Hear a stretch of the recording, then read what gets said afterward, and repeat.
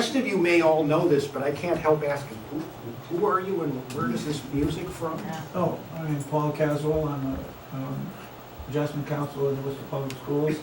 And my great-great-grandmother was a Cherokee, and this is my way of connecting with her heritage, the Native American fruits. Well, again, let's hear it for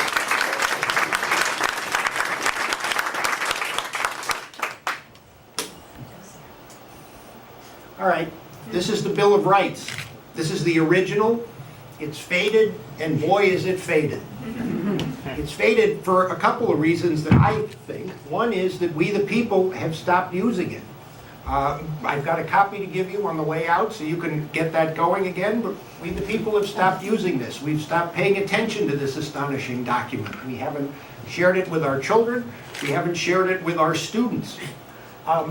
This scares me a lot. And coming here this evening, what occurs to me is that we, the teachers, may be the only people left who have the ability to put this astonishing document back into use and to make sure that students are using it. And I think we can do that and make it legible again. And indeed, I think we must. Every semester, I ask my students to write their own version of Walt Whitman's I Hear America Singing. Here's one. Go back. Don't need. I hear America crying, the varied sounds I hear. The young teenager ends her dreams because a newborn child interferes. The widow of 4 that lost her husband in a war. The woman being abused at home, praying to live life no more. The bullied child at school who is in pain. The Afghan family hoping to be accepted again. The black man on death row for killing his own kind. Too late to turn back. A brown leather cowl will make him blind. The white man judged as a racist for protecting himself from black gunmen. Sad that no one realizes he's a veteran. Crying with tears, falling down to their ears. The sounds I hear.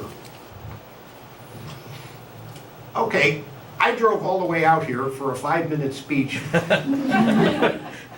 to see all of you because I'm failing. Help. I can't teach fast enough to give my students the basic skills to make it in the 21st century. I can't write columns fast enough to stop and put an end to the brutal federal policies that are killing my students. I need your help. So that's what I'm here for tonight. Now, let me offer my synonym for public education today to give you some context of what I'm thinking. This is a twist from the tone earlier, nothing wrong with it, but I warn you. My synonym for what's going on in public education in the U.S. today is genocide. I don't think there's any other word. And in the U.S., we do our genocides by poverty, not by pangas and machine guns. I find that my painful synonym doesn't really take much imagination to put into place. For Cambodia, Rwanda, Bosnia, Iraq, Syria, why not Melrose? Why not Peabody? Why not Brockton, Springfield, and North Adams? Now, I know formally that genocide means you're deliberately eliminating a specific group, racial, ethnic, national. Well, our federal policies that all of we the people now tolerate are doing just that in trying to eliminate the poor and shut them out of society. In my book, if you're actively preventing, either by doing it or letting it be done, someone from getting an education, someone from getting an education that can get them a job, someone from getting health insurance, I call that killing them in these days, and that's what's going on. Okay, so what are we the teachers to do? Well, some people preceding me have got the same idea, so I'll reinforce it. Tonight, I'm going to suggest to you, I beg you, I will beseech you, any synonym you can do, is that tonight we teachers decide to stop tolerating these ridiculous conditions and situations for our students. We must convince our colleagues around the nation, and you know who I'm talking about, to make no more complaints, make no more excuses, and no more whining. That's what people think we do. It's got to end, I propose, tonight. I propose that tonight we, the teachers, commit to making only credible, financed proposals on education to our federal elected officials. Credible financed positions is exactly what the bad guys are putting on the table every day in Washington, and they're winning. So we have no excuse. Now, we have all we need to do this. We have the 26 letters of the English alphabet. We have the 10 punctuation marks, and we have the Bill of Rights. Especially the right to petition the government for a redress of grievances. It's all there. Democracy works. I ran for election once. I won in the school board. We got a lot done. Our students, however, don't realize that they have a voice, and we haven't taught enough of them how to use that voice, and that it's their responsibility to use that voice. So I propose that that's our job. So we must teach our students to show up, and we start by showing up ourselves. Now, for example, what's my simple wish that I know we could achieve if we did this together? My simple wish is for equal need-based federal aid for college students in the United States. I have an MBA, I can do the math. We don't need new taxes for this. We all know that isn't a line item in the federal budget right now. There's tons of money in the federal budget with which we could do this. The nation has the money to do this.